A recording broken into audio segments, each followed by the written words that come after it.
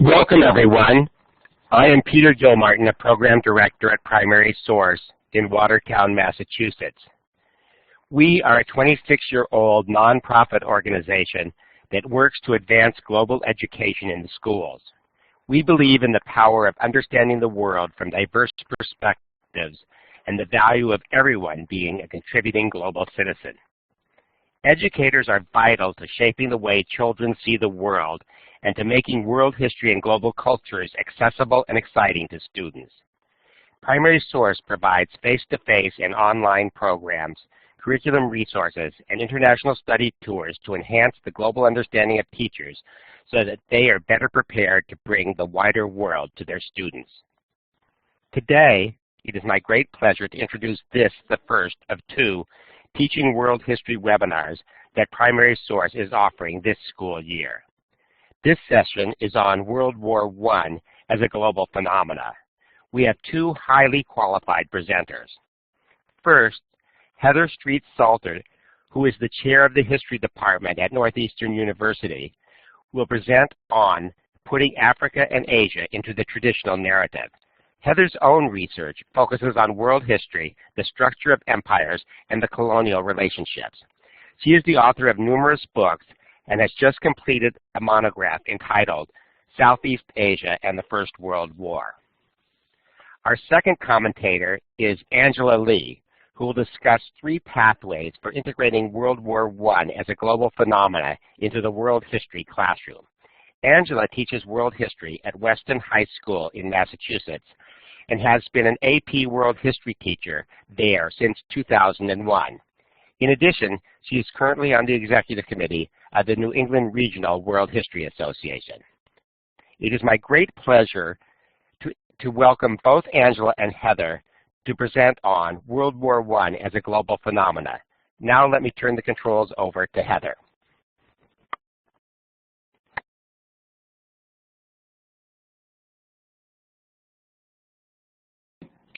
Heather, I need to click on the talk button. Okay, how about now? Good. Okay, yeah, I guess that is sort of the first prerequisite of doing something like this, is that everybody can actually hear. Hello, everybody, and thank you, Peter, for introducing me. I'm going to be talking about putting the world in World War I, which is a subject that is near and dear to my heart. And I'd like to start out with this quotation from Hugh Strachan, because he says at the beginning of, or at the end of his introduction to his book on the First World War, that war for Europe meant war for the world. And this is really, the more I research on World War I, the more I believe this is critical in the way that we think about World War I and the way that we should teach World War I. And I think as teachers of history, I think we all understand that World War I was a pivotal moment, not just for Europe, but for the entire world.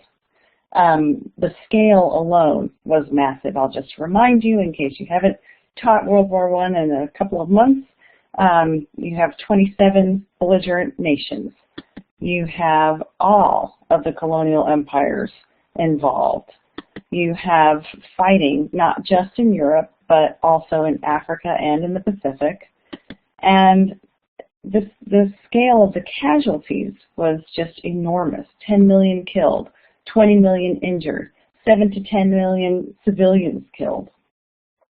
So it's just an astonishing number of people. So we all understand, actually I didn't mean to go there yet, we all understand that World War I was a global war. Most world history textbooks point it out and cover at least the Gallipoli campaign and the Japanese takeover of Tsingtao, as well as the number of non-Europeans who served in Europe and in the Ottoman campaigns. But in our textbooks and in the vast majority of the scholarly works on the First World War, the focus remains on the causes of the war, on the horrors of the Western Front, and on the battles of the Western Front. And it's not wrong that we spend a lot of time writing about and teaching about the Western Front, These were the battles that eventually determined the outcome of the war, and this is where, by far, the greatest number of casualties occurred, as well as the greatest amount of suffering. But if we're writing or teaching world history, I would argue that we need to do more than this. It's not simply because of some perfunctory duty to point out that most large-scale events in world history have a global dimension, even though this is actually often true. More important is that the events of World War I were pivotal in multiple areas of the world, even in areas that were well away from the fighting. So what I'm going to do for the rest of this talk is, and this is my argument here, is to outline some of the ways this more global perspective can be integrated into the world history classroom. I'm going to begin with something sort of simple and more traditional, and then I'm going to move to the more involved, but also perhaps, and I hope, more surprising for some of you. So these are the things that I'm going to be talking about: Indian letters from the front, African campaigns, and what I call the German Indian Ottoman scheme. With each one, I'm going to provide some useful and accessible sources, and if anybody wants to ask me questions that you didn't get to ask today, or you want a copy of the PowerPoint, although I think that will be available, you can email me, and my email is at the bottom of this slide. All right, so let's start with the Indian letters from the front. One of the things that we routinely teach in world history lectures about World War I is about the number of colonial troops who participated in the war, either as soldiers or as laborers. And from this statistic, you can see that over 1 million Indians participated in the war, most of them, 2/3 of them, as soldiers, and 50,000 at least died. We also had 2 million Africans who served in the war as either soldiers or laborers, and these were recruited by the British, French, and Germans. 10% of these people also died in the war. The French deployed 500,000 colonial soldiers on the Western Front. The British deployed 138,000 in Europe and 800,000 in the Middle East. And I'm just going to show you a couple of pictures of some of these. These are African troops from the Belgian Congo. These are Senegalese troops in France in 1917. These are Moroccan soldiers who were fighting for France on the Western Front.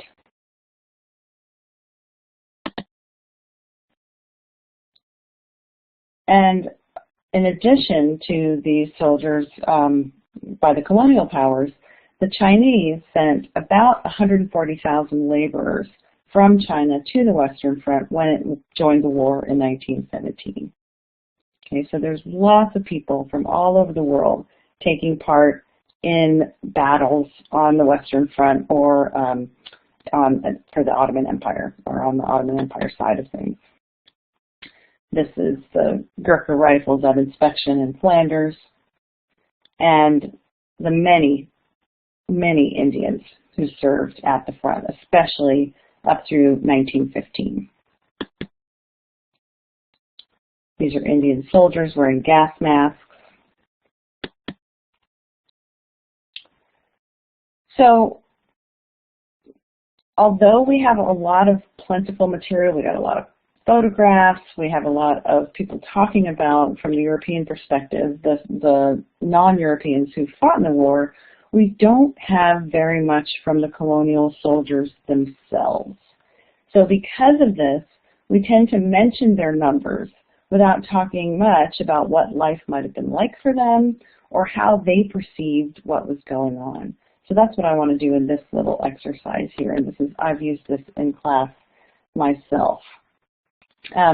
So fortunately, for the Indian case, while Indian troops were on the Western Front and also in the Middle East, they have their letters go through a British censor. This is because the British didn't want them sending letters home or getting letters back to them that would disrupt morale or give away secrets or whatever. So what this has done is that it's left us with a large collection of letters that came from Indian soldiers on the front.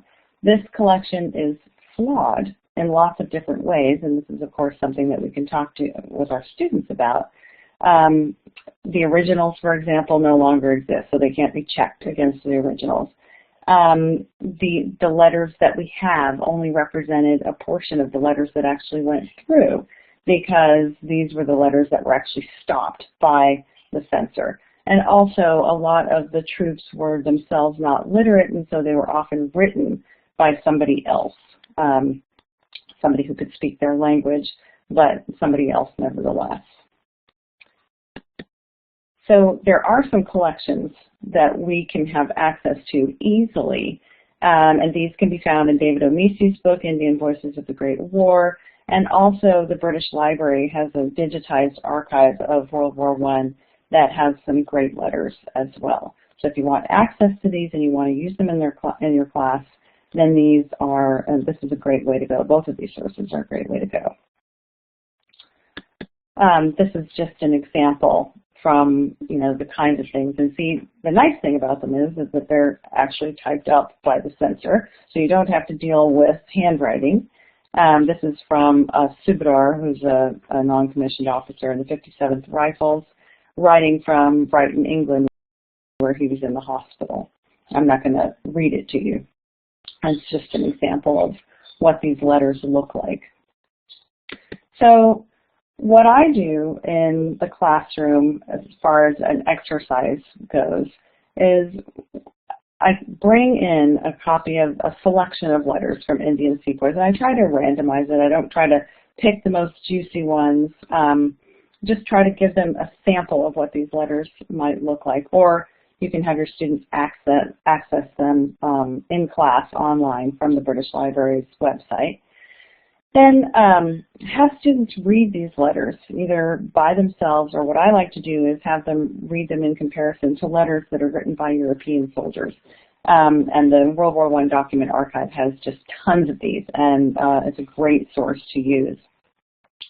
And then have the students talk about the prominent themes that arise from these letters. One of the things that keeps coming out, and one of the things that stops the letters from the censor a lot, was when the soldiers would talk about the unbelievable death tolls, telling people don't enlist because this is a hellhole, talking about environmental destruction. But they also talked about other things. It wasn't all completely negative. Some of them talked about honor and what an honor it was to serve. Some of them talked about the hospital care that they could get by the British. Some of them talked about the resources that were available in France and how everything seemed like people were drinking milk and honey and things like that. So there's a variety of different things that come out in the letters, but they are quite different than many of the letters written by European soldiers. And then I simply have a discussion with my class about discussing the similarities and differences between the letters written by the Indian soldiers and their experience of the war and those of European soldiers. How can they account for the similarities? How can they account for the differences? So that's really sort of a more traditional, easy classroom exercise that you can do without a huge amount of effort, but that can globalize your approach to World War I.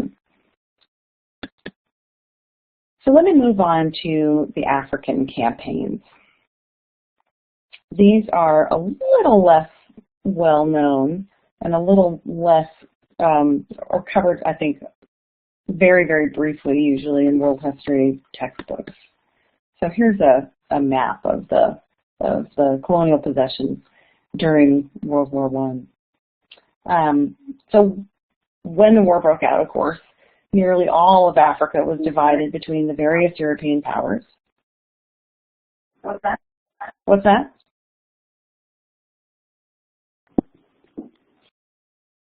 Okay, sorry. I thought I heard something, but maybe not. As you can see, the dark shaded areas are German possessions, or were German possessions in World War I. And Germany didn't have a huge stake on the continent, but it did have Togo and Cameroon, German Southwest Africa, and also German East Africa. So from the beginning of the war, and what a lot of people don't know about this German strategy in Africa, part of German strategy was to use the British colonies, and to a lesser extent the French colonies, as a way to divert the attention and the resources of the Entente powers away from the main fighting in Western Europe. We're going to see this again in the German Indian Ottoman scheme that I'm going to talk about in a few minutes, but this was also true in the African colonies. So the idea was to utilize precious Entente troops and keep them occupied away from the front as long as possible. Now, the idea was an interesting one, but it didn't end up working very well, mostly because the troops that the British used and also the French would not have been used for the front anyway. But nevertheless, it was something that was official policy and was tried by Germany. Then when the fighting actually did break out, 3 of the German territories were taken relatively quickly, that is, within 18 months of the beginning of the war. So less than a month after the war began, the wireless station in Togoland, which is that little tiny dark area that you can see on the slide, the wireless station in Togoland was destroyed after a British invasion from the Gold Coast, and that station linked Germany with all of its African colonies. And so the loss of it was a huge loss, because after that, Germans in Africa could not communicate with Germany. And so they were kind of on their own.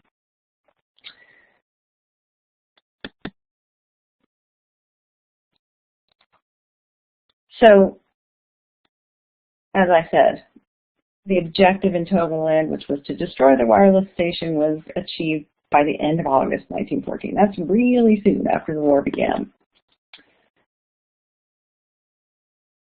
Then by the end of 1915, German Southwest Africa, which you can see down there in the bottom left, was captured by an all-white force that was drawn from South Africa and led by Jan Smuts, who hoped that once the territory was conquered, then he could draw it into the South African Union.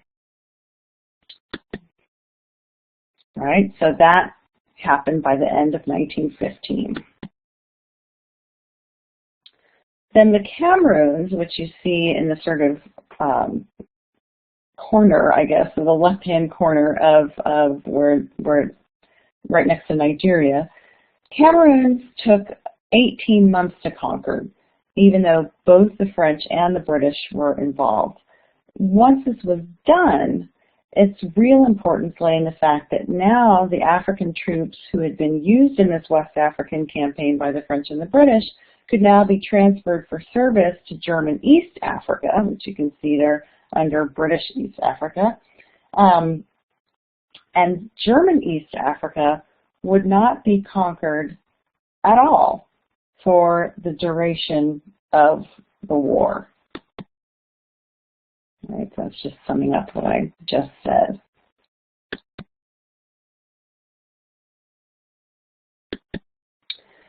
So the German East African campaign is usually what people find, who study this kind of thing, what people find the most interesting. And it was led by a legendary guy named Colonel Paul van Lettow-Vorbeck.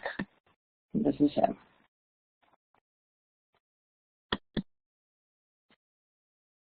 The territory itself never surrendered to the British or the French, and when Lettow-Vorbeck actually surrendered, the war was over. He surrendered on the 25th of November 1918, and of course the war was over on November 11th.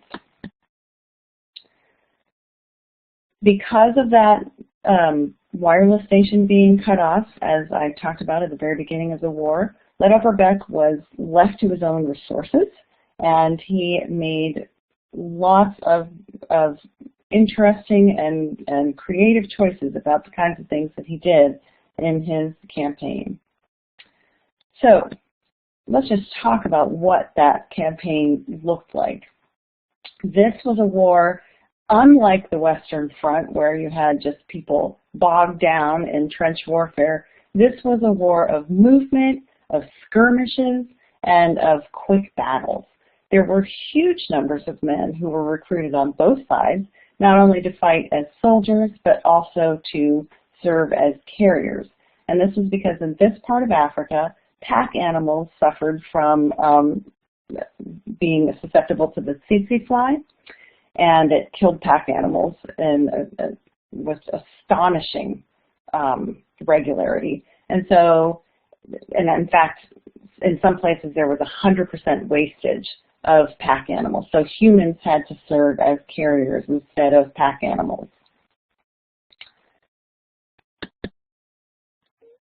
By the end of the war in German East Africa, over a third of the male taxable population had been taken for service in this campaign. It was a huge, huge effort in this area. And this is simply a picture of an African askari, which is what they were called, who was fighting on the German side. By 1917, the cost was becoming clear for the people who were involved. East African porters who were serving on either side were getting less than 1,000 calories a day. Hardly enough for an adult male, certainly hardly enough for an adult male who was doing heavy work. As a result, the death rate was over 20% for the people who served in this campaign. That percentage was actually higher than the death percentage for British soldiers who fought in the war as a whole. Not only that, because of the movement of the campaign, there were many, many villages that were plundered, where people were left to starve because their cattle had been taken and their crops had been destroyed. So it not only had a huge cost for the people who served, but also for the land that they covered as well. So there's a few long-term consequences for the African campaigns that I think are important that students understand. First of all, you had the movement of soldiers and laborers across vast areas of the African continent. So when I was talking about when the Cameroons were taken in 1915, by 1916 finally, then a lot of the troops who had served there were moved all the way across to German East Africa. So you had just a tremendous movement of soldiers and laborers. And of course, in German East Africa itself during the campaigns, there was a lot of movement as well. Because of all this movement and because of the need to procure animals, or places where animals didn't work, then people and food and things like that, there was a clear spread of a cash economy because the colonial powers wanted to pay for what they needed in cash. Not only that, there was improved mapping by the Europeans of the African sub-Saharan Africa in particular, and the creation of a communications network, not for the benefits of African people, but for the benefit of themselves. And then most important was the huge disruptions that were caused by the recruitment of all these people and also the casualties suffered by all of these people.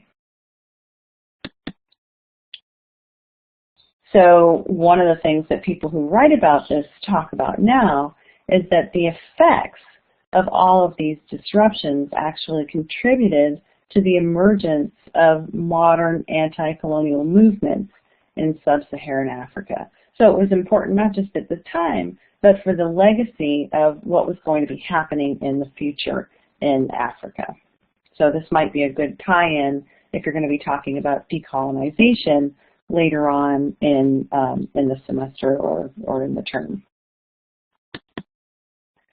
And I just have here some slides of some really excellent sources on Africa in World War I. Hugh Strawn has a book, and Sampson. There's also some great internet sources as well. Edward Pace's piece really shows you the damage that was done in East Africa as a result of all this movement. The Guardian also has a lot of pictures of the kinds of things that happen. All right. So that is Africa in World War I. And now I'm going to end with my favorite, only because the book that I just finished is partially about what I call the German Indian Ottoman scheme. So like I said a little while ago, the German war aim, one of the German war aims, was to disrupt colonial rule in the British and the French and the Russian empires, all their enemies, and because of that, helped divert resources away from the European theater. The Germans were especially interested in undermining British rule in India, because India was Britain's largest, certainly the most important colony, and Britain was the premier colonial power in the world at the time. So they were interested in France and Russia, but they had a particular focus on trying to disrupt things in India. Now, for those of you who know much about what was going on in India right before World War I, this German war aim actually converged with anti-colonial Indian revolutionary movements that had existed prior to the war. And the one that people talk about with respect to World War I most frequently is a radical movement known as Ghadir. And Ghadir actually means mutiny, and it was named to bring up the specter of the Indian mutiny against British rule that had occurred in 1857. So Ghadir was actually founded not in India, but in San Francisco in 1913 by expatriate Indians who had come to the United States, and some of them to Canada as well, mostly on the West Coast, who had come to North America to get away from poverty, to get away from some of the repression of colonial rule. What ended up happening is that they were subject to a lot of anti-Asian backlash from white populations in the Northwest. And when this happened, there was violence. There was violence in Seattle, there was violence in Bellingham, there was violence in Vancouver. And some of these Indians appealed to the British consulate for protection. And they wanted the British consuls to do something about the kinds of repression that they were feeling in the United States and Canada. And the British refused because they didn't want to set a precedent of helping repressed Indians, because they didn't want the word to get back to India. So when this happened, the Indians who were in the West, in the United States and Canada, they became convinced that colonial rule was absolutely bankrupt and needed to be overthrown. The movement was led by educated Hindus, one of whom I'll talk about in just a second, but it was actually peopled by much less educated peasants, most of them who were Sikhs, who had immigrated to North America to try to get away from the poverty of the Punjab in the early 20th century. So this is one of the founders of the movement. His name is Har Dayal. He was actually a lecturer at Berkeley University during this period. What Dayal and other members of Ghadir did was that they founded a newspaper. Then the newspaper was meant to incite revolution. They sent it all around the world, especially places where Indians were likely to be present in the Indian diaspora, but also army battalions of the Indian Army. So they sent it to Singapore, Hong Kong, Burma, etc. They also sent people all the way around the world to also try to foment revolution as well. And this is just a picture of the Ghadir Party headquarters in San Francisco. You can see the kinds of things that the Ghadir Party was interested in. The day the war began, or at least the day the war began for the British, the Ghadir newspaper published this statement, and I'm not going to read it to you because you can read it yourself, but you can see here they're exhorting their readers that this is the time. This is, you know, Britain is in a bad way right now. It's weak. This is our chance to expel them from India. So raise your hands, start the mutiny, go to India from all over. If you're somewhere else, go to India, preach mutiny, and kill the British. Okay, so this is what the Ghadir Party was talking about as the war began. So the Germans knew about Ghadir because things had been tense between the Germans and the British before the war, and so they had been sort of seeking out potential allies. And when the war broke out, or actually even just a little bit before the war broke out, Germans began to seek out the Ghadir activists and invited people like Hardayal and a few others to Berlin to help plot how they were going to undermine British rule in India. And one of the first things they did was that they created what they called the Committee for Indian Independence. And they did this through the German Foreign Office. And of course, the idea was to provide money and strategy in order to bring about revolution in India. The guy behind it was organized and supervised by this man, Max von Oppenheim, who was an eccentric archaeologist and a lawyer who had the ear of the Kaiser at the time. The other thing is that the work of the Committee for Indian Independence converged with another idea that Oppenheimer had, which was to bring about revolt among all of the Muslims in the British, French, and the Russian empires, because, as we'll see in just a second, there were many, many Muslims in these empires. So this is something that Oppenheimer had been thinking about prior to World War I, but when the Ottoman Empire joined the Central Powers, joined Germany and Austria publicly in November 1914, this seemed to Oppenheimer like a perfect opportunity to try to get all of the Muslims in these colonial empires away from the Entente powers and try to disrupt colonial rule. So on 11th of November in 1914, the highest religious authority in the Ottoman Empire declared a jihad against the Entente powers. And this was something that was a subject that was very complicated. The Ottoman government didn't necessarily want to do this in the beginning, but finally they ended up agreeing that it was a strategy that had some worth. So the jihad was declared on the 11th of November. This is the Sultan, who was a big supporter of pan-Islam and in this period. This is the declaration of jihad. This is part of it.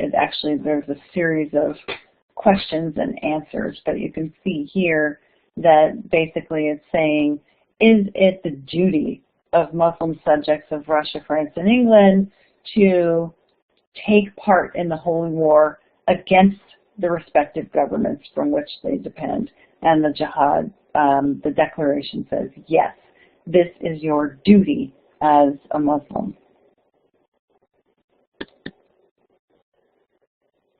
So, once the Ottomans entered the war and declared jihad, the Committee for Indian Independence, headed by people like Hardayal, who were in Berlin, so the leading members of Ghadir, they added to their program of starting a mutiny in India, they added the whole idea of inciting rebellion among Muslims living anywhere under British, French, or Russian rule.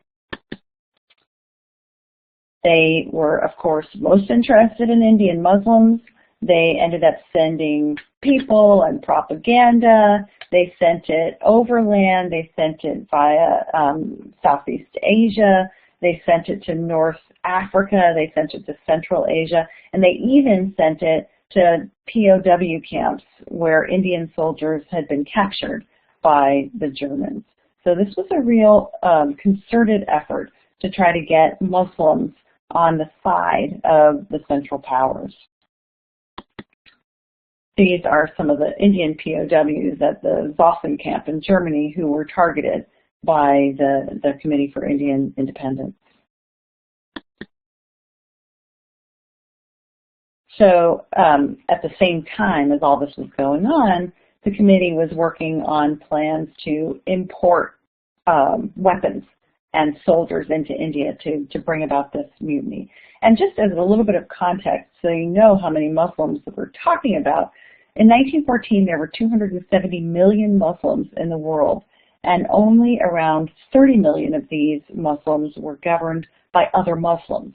So 100 million of these Muslims were British subjects, 20 million were French subjects, and 20 million were under Russia's Central Asian Empire. Okay, so we're talking about a lot of Muslims that the Germans thought that they might be able to target and get them to come over on their side.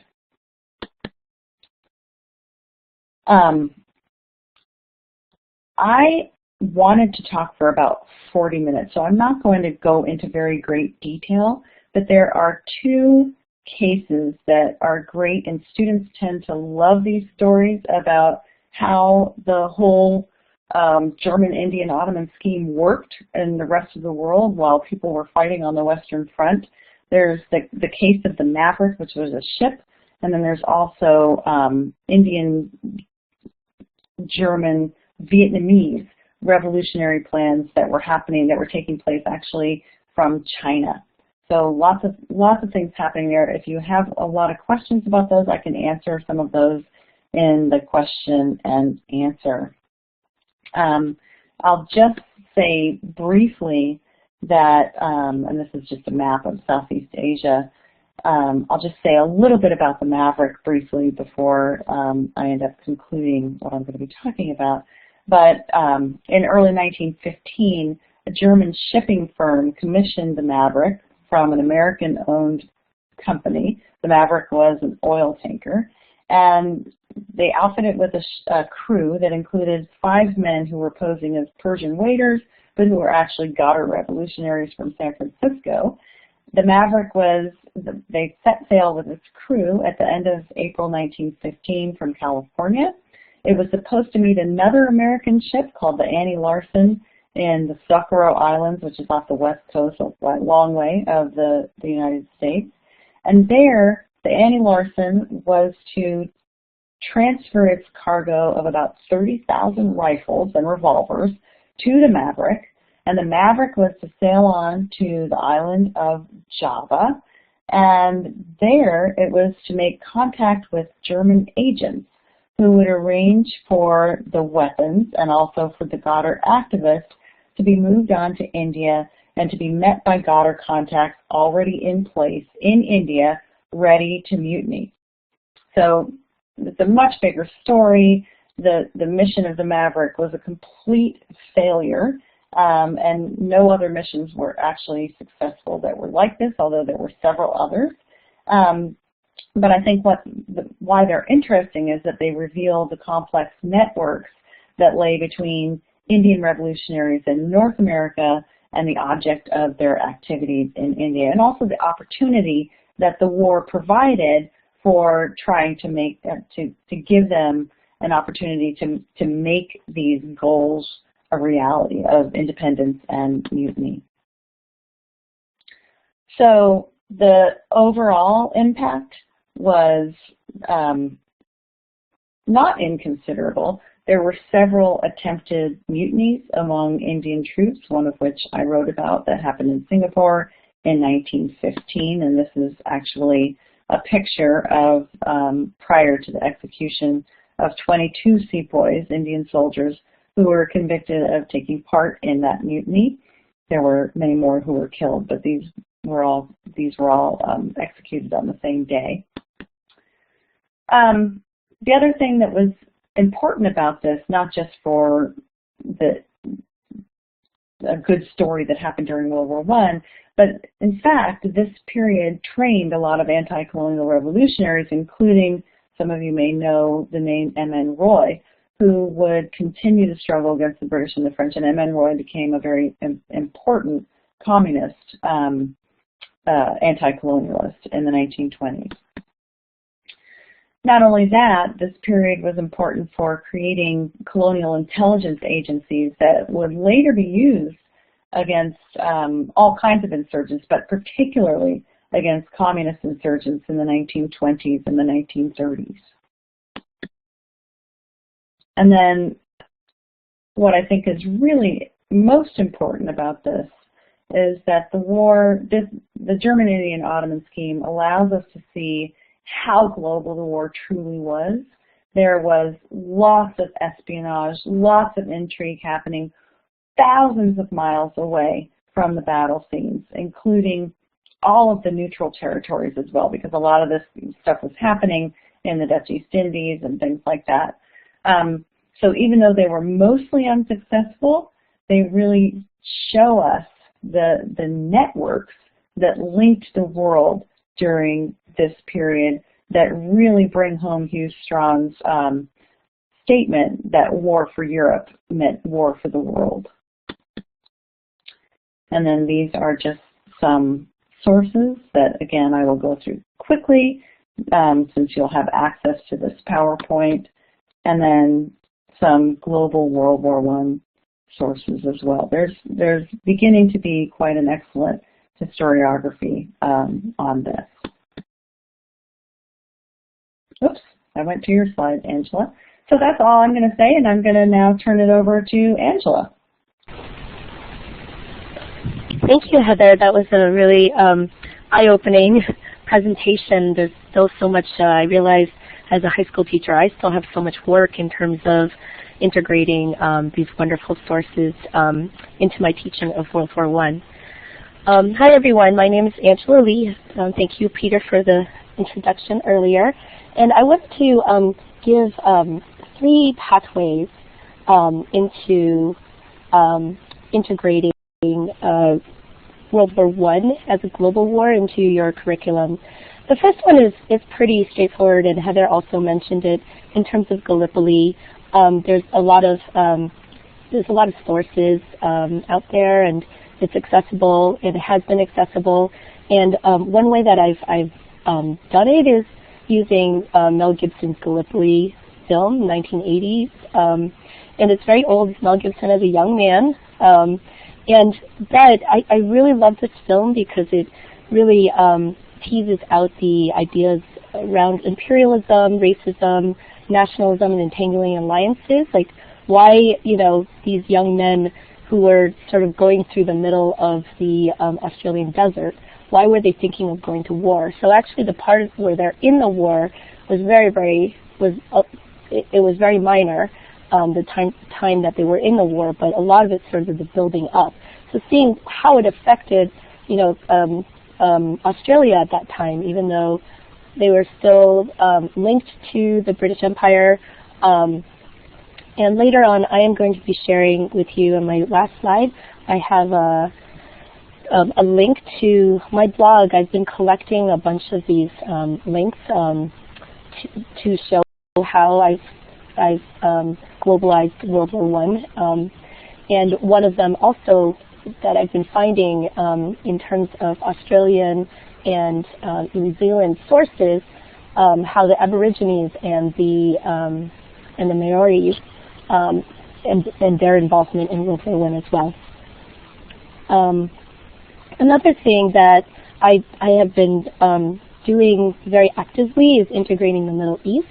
And here are a couple of reasons why, is that it really shows, from what Heather had shared, it really shows sort of the encroachment of Europeans, the impact, especially after the war, on the Middle East today, and it really sets up the context for some of the conflicts that is happening in the Middle East today in that region, where kids are like, why are we even involved? What is going on? But including the Middle East and teaching World War I sets up some of that context. If they dig a little bit further back on some of the conflicts, we can see that the involvement started in World War I and why. And students always will be able to answer that. They can say, well, it's because of oil, of course. And during the time frame of World War I, that's also another important turning point, because what was fueling this war was access to petroleum. And that was one of the issues in terms of what they were fighting over. And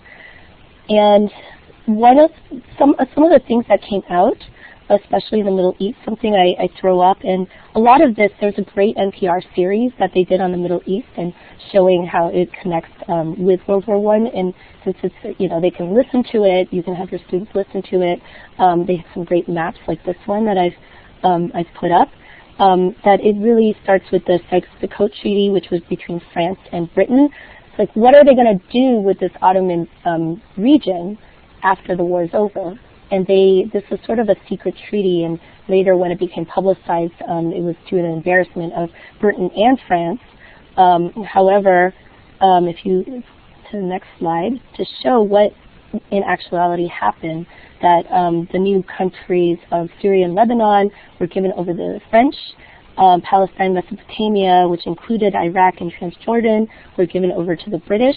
And was this a new form of imperialism? I'm sure many of you who teach about World War I, we talk about the mandate system, sort of neo-imperialism, a new form of imperialism. They called it the mandate system, but it was really imperialism. And the sort of the connections that were there, where why were they sort of taking over this area, and how they were able to do that, and the connections with the Treaty of Versailles too, how they had made alliances with the Arab tribes and the Arab groups, and how that they needed to compensate for the Arabs helping. Of course, the Arabs were under Ottoman rule, and they wanted their independence as well. So everyone was sort of fighting for this area and fighting for land. And of course, the winners, being France and Britain, they got to divide up and decide on what was going on and what happened in the Middle East afterwards. So I think one of the really interesting figures, he plays a role in the Treaty of Versailles as well, is Emir Faisal, who eventually becomes king of Iraq.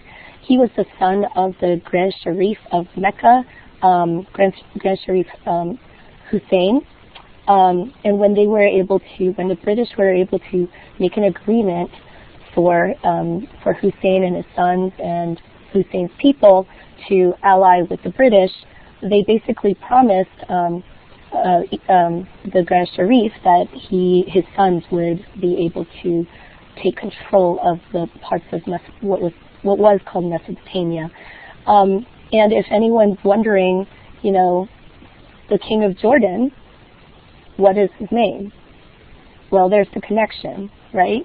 And why does Jordan continually seem to be more open to sort of Western,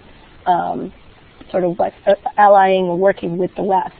Well, it's tied back with that. And then Iraq, we have King Emir Faisal, who becomes king of Iraq. He had never stepped foot in Baghdad, but now he's coming in as, the new king of Iraq. So it's kind of interesting.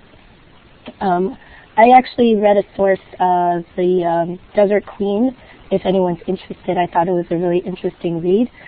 Desert Queen, about Gertrude Bell and her relationship with Emir Faisal and sort of the establishment of what happened after establishment of the Middle East as it after World War I.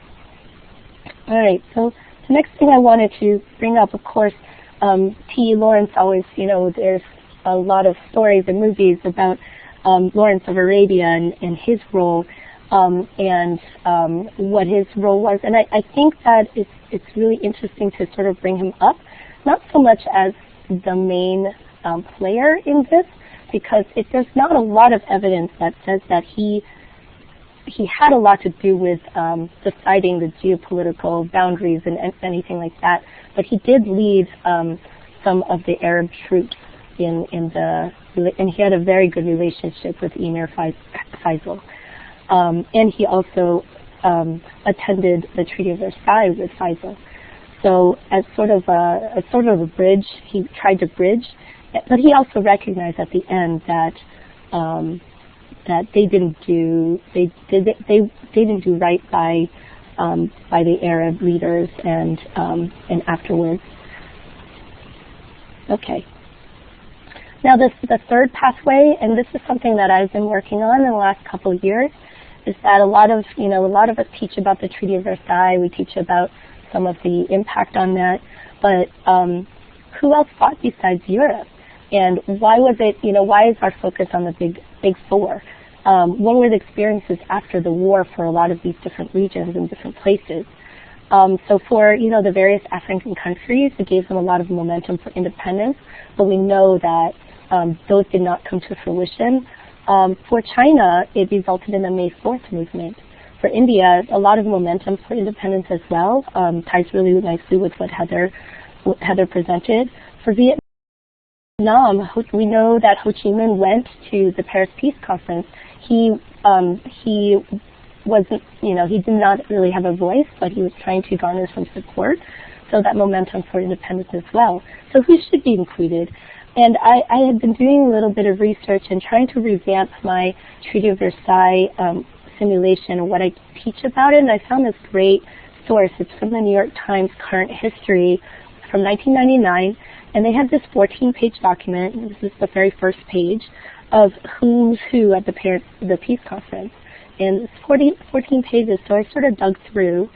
And I thought this was really interesting, and I found this, I read about this piece about how Japan they had representation, as well as Prince Faisal, who was also represented. And there's this small little paragraph. Sort of had to dig through to find that. So out of this, I really wanted to create another Treaty of Versailles simulation that brought in other sources or other people. And so here, this is the big four. This is the picture that we all show in class. But what about the Japanese? That picture on the bottom left is the picture of the Japanese delegation. Who knew that it would be so large? And then what about Faisal and his delegation? Much smaller, yet he was there, and they were fighting for certain things that they felt like they had a right to.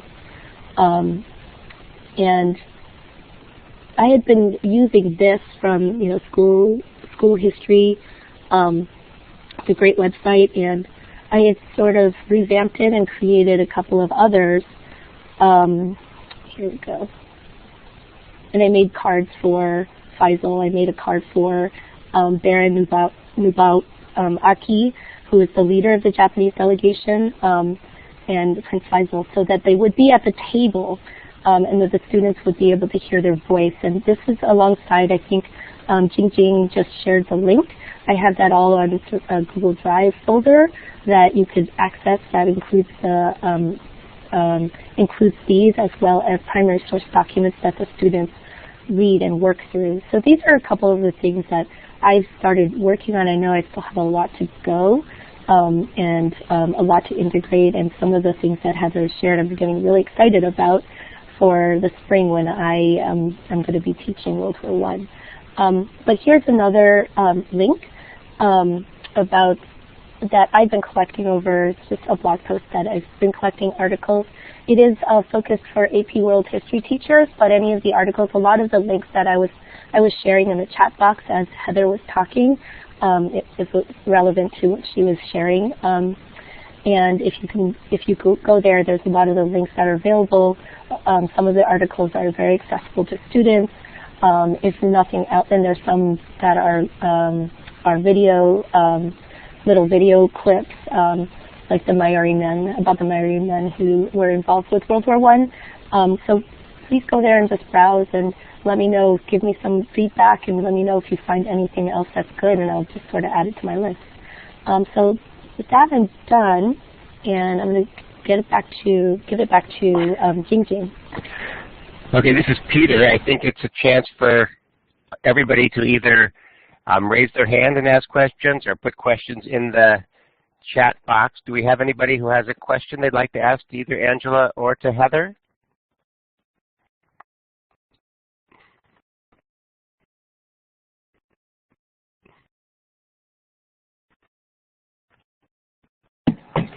Let's wait a few minutes while people are typing up their questions in the chat box.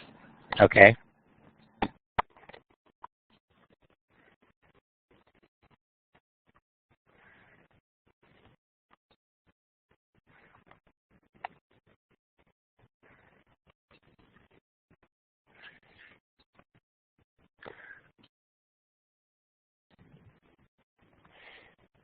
We have a question from Wendy in the chat box.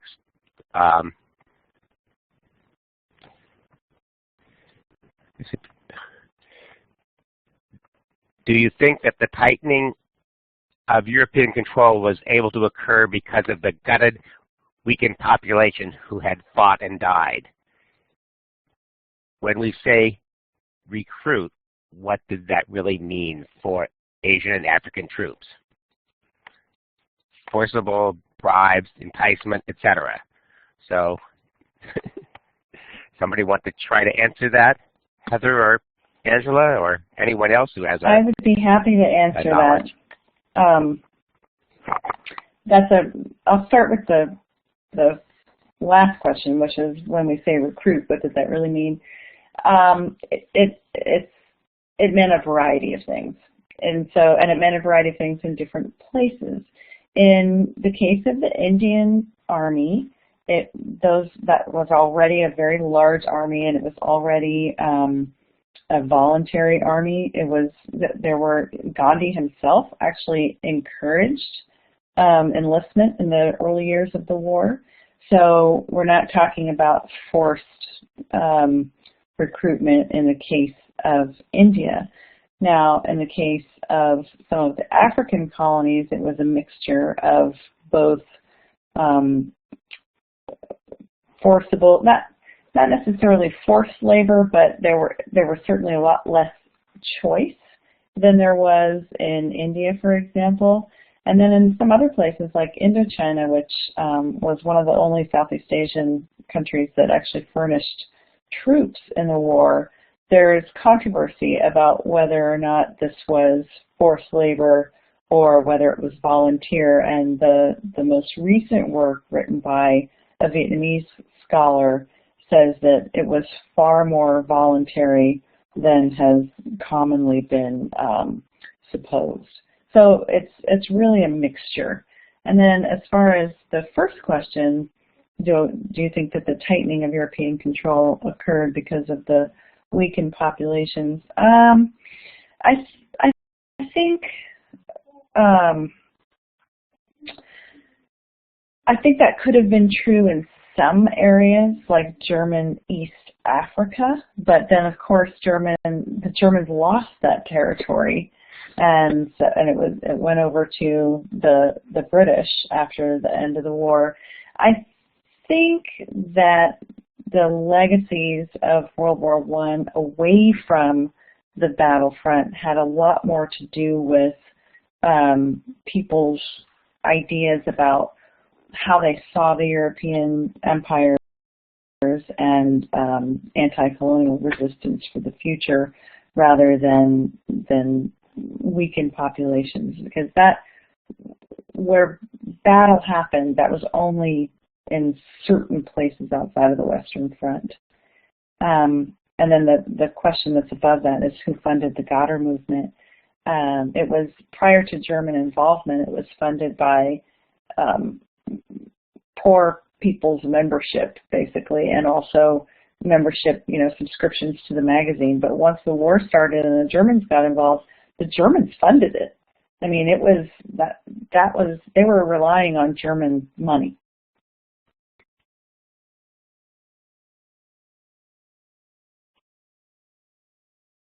Oh, I see a new question. And Angela, if you want to jump in at any time. It looks like this is a great question. Oh, go ahead. I was just going to read the question, but you can comment on it. I don't need to read it. Yeah, so it's about the motivation for colonial citizens to fight. And, a lot of times for us in particular, it's like, well, what in the world motivation would you have had to fight? I think especially for educated anti-colonialists, the idea was that you show your loyalty and you're going to get something in return. This actually didn't happen in most cases and fueled nationalism. So I think for some people, it was the idea that you show your loyalty now and you get something in return. But most of the people who actually served in the militaries were not from the educated classes at all. Their motivations were a lot like many people's motivations all over the world to join militaries, and that was because they were poor, they didn't have an alternative source of income. Sometimes people got swept up in the moment. This did happen in India. Sometimes there was pressure from colonial administrators, but and there were actually, you can read some Indian letters where there was actually affection for the British Empire, particularly by soldiers like Sikh soldiers who had been pretty well treated by the British for many years. So again, unfortunately there's not a cut and dried answer, but motivations were varied depending on who you were. Another question that deals, I guess, with motivations of the Germans and asking whether the government, in addition to possibly wanting to disrupt English rule in India, was it also motivated by trying to get control of India and to have access to the resources of India? Oh, sure, they would have loved that, but they certainly didn't use that in their rhetoric to try to attract Indian support. So I mean, I think that this is one of the reasons why the Germans were not more successful in this enterprise, is that while they were telling Indians all these things, and we'll help you, we'll provide money, they were also putting out a lot of extremely racist propaganda themselves. And so Indians were reading it saying, well, hold on, are the Germans any better than the British?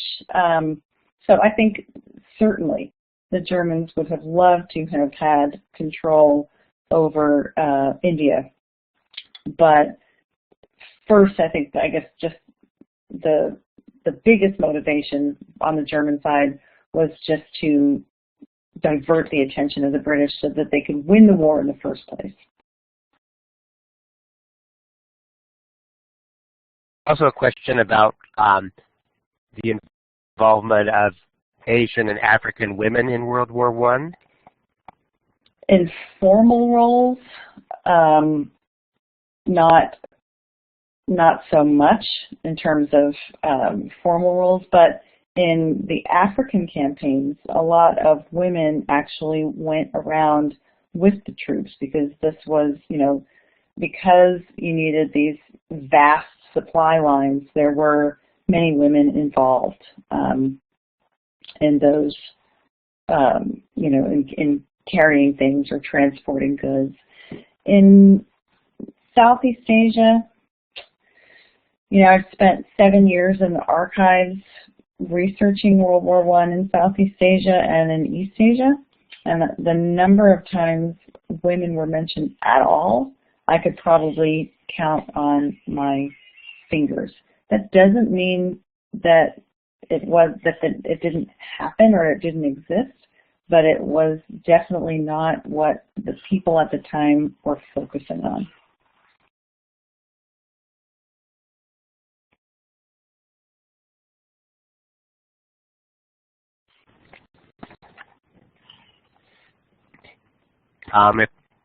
Oops, there comes a question. Why did Japan get so much out of the peace treaty? Oh, that's a really good question. And actually, their contribution was not that limited. It's interesting because the Japanese, the British and the Japanese had a treaty since 1902, an alliance basically. And when the war broke out, one of the things that the British asked the Japanese was to help them get the German territories in China. And the Japanese thought that was right in their interests, and they jumped on that opportunity with alacrity. But they also, when the war broke out, the Japanese Navy was actually responsible for policing almost the entire East and Southeast Asian oceans. And so, in fact, they had a pretty big role, but not in Europe. So, and the Japanese were absolutely intent on retaining their what they had gained in China once the war was over. And so this was there was tension between the European powers and Japan by the time the war was over, but this is one of the reasons why the Japanese ended up getting so much out of the peace treaty. They had actually contributed a lot in East and Southeast Asia.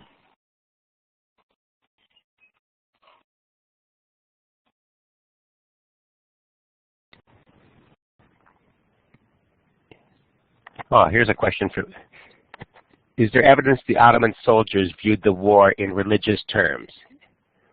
Or did the Sultan just frame it in that way? Yeah. I don't know about Ottoman soldiers as much because I don't actually study the Ottoman side of things. But, you know, the Ottomans really tried to get other Muslims to think of the war in religious terms as a jihad, and not with a lot of success. There was a lot of propaganda around this. But, you know, people who were Muslims, who were colonial subjects, in order to mutiny or act against the colonial power, you're taking your life in your hands. Literally, you're taking your life in your hands. It is a life or death proposition. And I think one of the reasons why more people didn't respond, even if they had some sympathy with the idea, was that it simply was not, they were not willing to lay their lives down for a sultan caliph who had never shown any ability to protect them. And so I'm not sure about Ottoman soldiers, but the other Muslim soldiers around the world tended, even, I mean, who knows what they thought privately, but they tended not to act on this idea of jihad.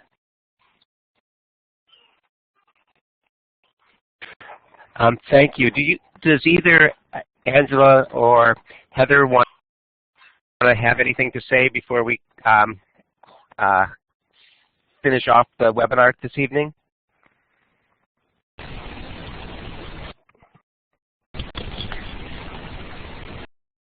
Okay, let me just conclude. This is Peter again from Primary Source. I want to thank everybody who participated.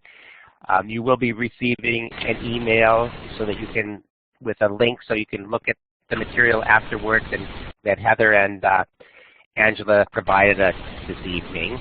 I also want to encourage you to stay in touch with Primary Source, and in particular to consider joining us again on February 2nd when we have a webinar, the next one in this series, on Chinese philosophy and world history and the world today, which will be led by Michael Pewitt, who teaches at Harvard and is an excellent presenter. And thanks again to Angela and Heather for a wonderful and informative presentation.